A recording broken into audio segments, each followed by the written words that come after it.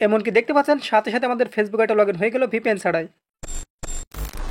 তো ভিউয়ার্স, আপনারা সকলে জানেন বর্তমানে কিন্তু সরকার থেকে বাংলাদেশের ফেসবুকটা বন্ধ করে রাখা হয়েছে।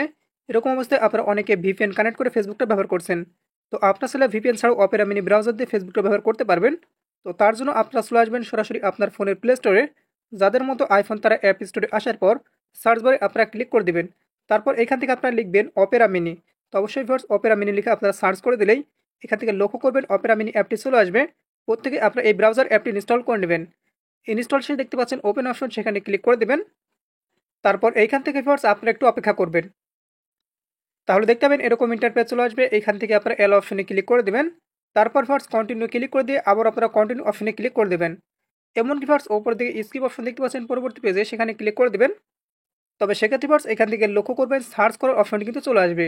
তো আপনারা চাইলে সরাসরি facebook.com অথবা এখান থেকে ফেসবুক লগ ইন লিখে সার্চ করে দিয়ে ফেসবুকের ওয়েবসাইটে ক্লিক করে দিয়ে আপনার আইটা লগ ইন করতে পারেন।